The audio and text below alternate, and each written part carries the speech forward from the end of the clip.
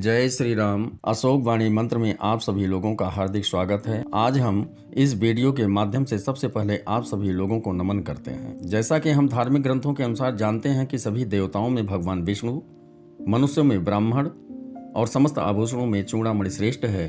हथियारों में वज्र, इंद्रियों में मन प्रधान माना गया है तथा काम, मोक्ष, इन चारों उद्देश्यों को महाभारत में बड़े अच्छे से समझाया गया है। इसलिए शास्त्रों में महाभारत को उत्तम माना गया है। महात्मा व्यास द्वारा रचित महाभारत दोषों से रहित एवं अच्छे सिद्धांतों से परिपूर्ण है। संसार की सृष्टि, पालन और संहार के एकमात्र कारण सर्वव्यापी भगवान ही है। संसार में देवताओं का अनुकूल होना सौभाग्य का सूचक माना गया है। समस्त जीव अपने अपने कर्मों के अनुसार ही दुखी व सुखी होते हैं। बुरा कर्म करके अच्छे फल की इच्छा तो मूर्ख लोग ही किया करते हैं। जीवन का रास्ता बना बनाया अपने आप नहीं मिलता। हम जिस तरीके का रास्ता बनाएंगे उसी तरीके से मंजिल तक पहुंचेंगे।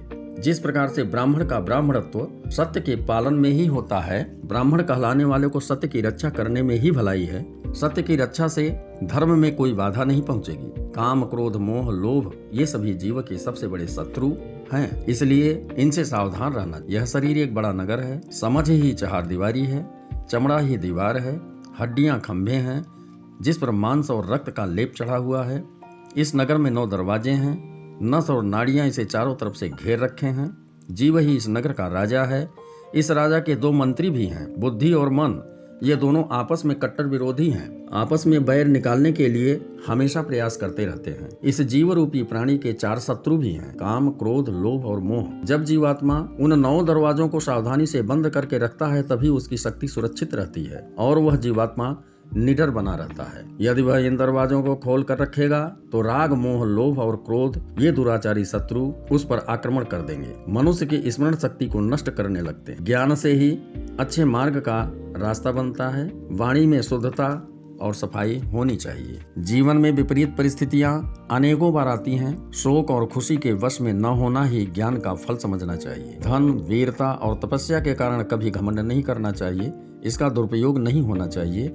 यह ध्यान रखना होगा कि क्षमा, मौन और आत्म संयम जैसी विद्याओं का पालन करने का प्रयास करना चाहिए। सभी लोगों में धर्म ही हमारे साथ रहता है। क्रूरता को त्याग देना भी धर्म ही है। मनुष्य का धर्म है जीवों पर दया करना, अच्छे वचन बोलना, पुण्य कर्म करना, सत्य बोलना, सभी के लिए हितकारक वचन कहना, गुरु, देवता, ऋषि, सिद्ध और महात्माओं का सत्कार करना, सज्जन पुरुषों का संग करना, अच्छे कर्मों का अभ्यास करना, सभी के प्रति अच्छे भाव रखना।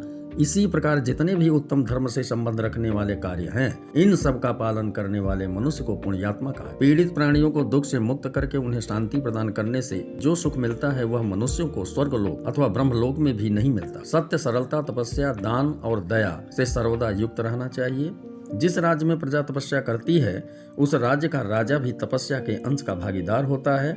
यहीं पर वाणी को विराम देते हुए प्रेम से बोलिए, धर्म का पालन करने वाले पुण्य आत्माओं की जय।